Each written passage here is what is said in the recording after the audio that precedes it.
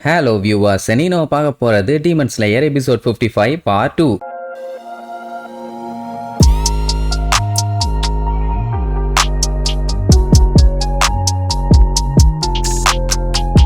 Open பண்ணா போன பாட்டுல டொக்கிட்டோ கத்திய கொடுத்தான். கடைசியில நம்ம பையன் வெறி கொண்டு பாஞ்சு போய் கழுத்திலேயே ஒரே போட்டான்ல. இந்த டைம் முன்ன மாதிரி இல்ல, சரியான வெட்டு. கத்தி வேற நல்லா ஸ்ட்ராங்கான கத்தியா, அப்படியே கழுத்துல கொஞ்சம் கொஞ்சமா இறங்கும். கடைசியில ஒரு கத்திட்டு இழுப்பான் பாருங்க, தலை துண்டா போயிடும். மொத்தத்துல பையன் மாஸ் காட்டிட்டான். சோ மெயின் பாடியோட தலைய கட் பண்ணியாச்சு. சோழி முடிஞ்சுன்னு நினைச்சுக்கிட்டு இருக்கும் போதான் கரெக்டா சூரியன் கொஞ்சம் கொஞ்சமா வெளியில வரும். உடனே பயலுக்கு தூக்கி வாரி போட்டுரும். என்ன மேட்டர்னா, இந்த டீமன் எரிஞ்சு கரிஞ்சு பொசுங்கி போயிடும். அது ஓகே, ஆனா அவனோட தங்கச்சி நிசுக்கும் அங்க இருக்காளே, அவளை எப்படியாச்சும் காப்பாத்தணும். ஓபன் ஸ்பேஸ்ல இருக்கான்னு சொல்லிட்டு அடிச்சு புடிச்சு காப்பாத்த போவான். அப்பதான் அவன் மயக்கத்துல இருந்தே எந்திரிப்பான். அவகிட்ட சீக்கிரமா ஓடுன்னு சொல்ல வருவான். ஆனா அவனால பேச முடியல, நெஞ்சு அடைக்குது. நெசுக்க வாச்சு அடிச்சு போறான்னு எங்கேயாச்சும் ஓடுவான்னு பார்த்தா அவன் நம்ம டேஞ்சரோவை நோக்கி ஓடி வருவான். ஏமா என்கிட்ட வராத, சீக்கிரமா இங்க இருந்து தப்பிச்சு போ, சன்னு வருது, அது உனக்கு ரொம்ப டேஞ்சர், அப்புறம் நீ காத்தோட காத்தா கரைஞ்சிருவே அப்படின்ட்டு சொல்ல வாய் எடுப்பான். ஆனா சொல்ல முடியல. அவன் என்ன பண்ணுவா, எங்கேயோ ஓட ட்ரை பண்ணுவா. புடிச்சு போன்னு சொன்னா கேட்கவே மாட்டான். கைய பின்னாடி காமிச்சு கத்திட்டு இருப்பாளா.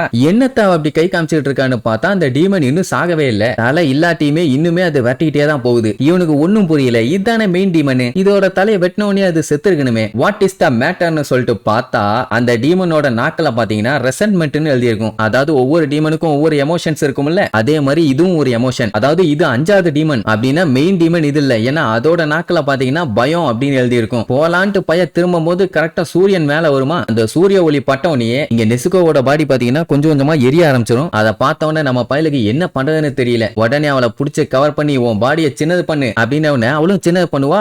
ஃபுல்லா கவர் பண்ணிக்குவான். இருந்தாலுமே அந்த வெளிச்சத்தை தடுக்க முடியாது பாத்தீங்களா. மொத்த இடத்துக்கும் கம்ப்ளீட்டா சன்லைட் படுறதுனால அவளோட பாடி இன்னும் கபன்னு எரியுது. நெசுக்கோன்னு கதறுவான். அதே நேரம் அந்த டீமன் வேற அங்க 3 பேர்த்த வெட்டிட்டு போகுது. டெஃபனட்டா புடிச்சிரும். சரி, யாராச்சும் ஹெல்ப் பண்ண வருவாங்களான்னு பார்த்தா கெனியா இப்பதான் மேல இருந்து இறங்கிட்டு இருக்கான். அவன் கண்டிப்பா வர முடியாது. அப்படியே அவன் இறங்கி வந்தாலும் அவன் வர்றதுக்கு லேட் ஆகும். அதுக்குள்ள அந்த டீமன் அவங்க 3 பேர்த்தையும் கொன்றும். இங்க டொக்கிட்டோ பாத்தீங்கன்னா கம்ப்ளீட்டா அன்கான்சியஸ். சோ என்ன பண்ண அப்படின்ட்டு ஒரே குழப்பம். ஆனா அதே நேரம் அந்த டீமனுமே கொஞ்சம் கொஞ்சமா எரிஞ்சுக்கிட்டு தான் இருக்குது. பட் அது பத்தாது. அது போற வேகத்துக்கு அவங்க 3 பேர்த்தையும் கொன்றும். அது உயிரோட வரதுக்கு சான்ஸ் இல்ல. பட் அங்க 3 பேர் செத்து போயிருவாங்கல்ல. இப்ப நெசுக்கோ வேற அவன் பாத்துக்கணும். போய் அதை கொன்னுட்டு ரிட்டர்ன் வர அளவுக்கு டைம் எல்லாம் இல்ல. அதனாலேயே பதட்டத்துல அங்கேயும் எங்கேயும் பார்த்துட்டு நடுங்கிட்டு இருப்பான். என்ன பண்றதுன்னு. ஆல்மோஸ்ட் அந்த டீமன் பாத்தீங்கன்னா அவங்க பக்கத்துல போயிருச்சு. நம்மளால கன்ஃபார்மே பண்ணிட்டான், என்னால போக முடியாது, என்ன பண்றதுன்னு தெரியாம அப்படியே முக்கிட்டு இருப்பானா. நெசுகோக்கு இது தெரிஞ்சு போச்சு. அதனால என்ன பண்ணுவா, நம்ம பையில ஒரே மிதி அப்படியே பறந்து போவான். போகும்போது அப்படியே கைய மடை காமிப்பா, நீ போ நான் பாத்துக்கிறேன்னு. எங்க தேனி அவ பாக்க அவ்வளவுதான், சொல்லி முடிஞ்சு. அப்ப அப்படியே அவனுக்கு பழைய நினைவுகள் வரும். அவ டீமனாமானால அந்த டைம்ல இருந்து அவளை எப்படி எல்லாம் பாத்துக்கிட்டான்னு. ஆனா அவ்வளவு கஷ்டப்பட்டு இவ்வளவு தூரம் வந்தும் கடைசியில அவளை கோட்ட உற நிலைமை ஆயிருச்சு. அந்த டைம் பாத்தீங்கன்னா ஸ்டார்டிங்ல இருந்து இப்ப வரைக்கும் எல்லா மெமரிஸும் ஒன்னா அவன் மைண்டுக்கு வரும். அவளும் சிரிச்சுக்கிட்டே போயிட்டு வா, நான் என்னைய பத்தி கவலைப்படாத அப்படிங்கிற மாதிரி அப்படியே அழுவா. நம்ம பயிலும் வேற வழி இல்லையே, பண்ணித்தான் ஆகணும், இனி விடக்கூடாதுன்னு சொல்லிட்டு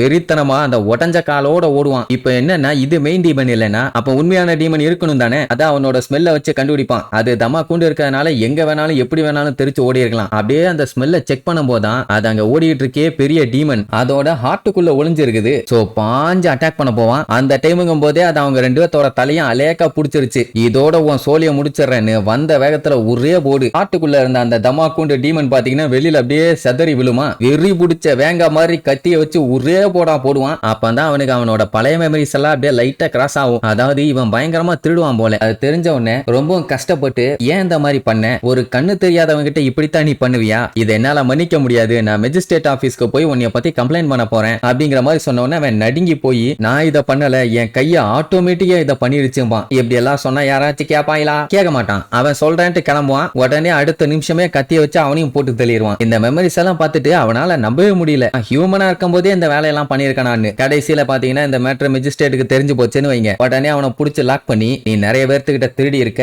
ஏகப்பட்ட பேர்த்த கொலை பண்ணிருக்க, சோ உன் மேல சிம்பத்தியை காட்ட முடியாது, உன்னை கொல்ல போறோம்னு சொன்ன உடனே அவன், நான் கண்ணு தெரியாத ஒருத்தர்ட்ட எப்படி இந்த மாதிரி எல்லாம் பண்ணுவேன்னு சொல்லி கேட்பான். இல்ல நீ பொய் சொல்ற, உனக்கு நான் தண்டனை கொடுத்தே தீருவேன்னு ஒத்த கால நிப்பான். இதுல இன்னொரு காமெடி என்னன்னா, அவன் நான் பண்ணல, என் கை தான் பண்ணுச்சுன்னு சொல்லி கதறி அழுவானா. அப்படின்னா உன் கையவே நாங்க துண்டா வெட்டிடுறோம், அதுக்கப்புறம் நீ இந்த மாதிரி பண்ண மாட்டில்ல அப்படின்னு சொல்லி அவன் கையை வெட்ட சொல்லி ஆர்டர் பண்ணிட்டான். பட் அதே நேரம் அவனுக்குள்ள இருக்க அந்த வெறி புடிச்சவன் வெளியில வந்து அந்த மெஜஸ்டேட்டையே போட்டு தள்ளிட்டான். அவன் பாத்தீங்கன்னா கடைசியில சாபம் விட்டுருப்பான். நீ என்னைய கொன்னா உனக்கு ஒரு பிரயோஜனமும் இல்ல, ஆனா கண்டிப்பா நீ ஒரு நாள் பண்ண தப்புக்கெல்லாம் அனுபவிப்பேன்னு சொல்லியிருப்பான். இதெல்லாம் அவன் யோசிச்சுட்டு இருக்கும் போதே நம்மால வெறி கொண்டு வெட்டுவான். அந்த பெரிய சைஸ் டீமனோட கையை பாத்தீங்கன்னா நம்மால தலையை பிடிச்சி கண்டமே இன்னைக்கு அமுக்கும். ஆனா நம்ம பையன் அவனோட தலையே போனாலும் சரி இன்னைக்கு அதோட தலையை நான் எடுக்காம விட்ட மாட்டேன்டான்னு வெறி பிடிச்சு போய் ஒரு கத்து கத்திட்டு வெட்டுவான். அப்படியே அந்த டீமனோட தலை பாத்தீங்கன்னா துண்டா தெரியும். அவ்வளவுதான், ஒரு வழியா சோழிய முடிச்சிட்டான். அதுக்கப்புறம் பாத்தீங்கன்னா காத்தோட காத்தா அப்படியே கரைவான். சூரியனும் அப்படியே கொஞ்சம் கொஞ்சமா வெளியில வந்துருச்சு.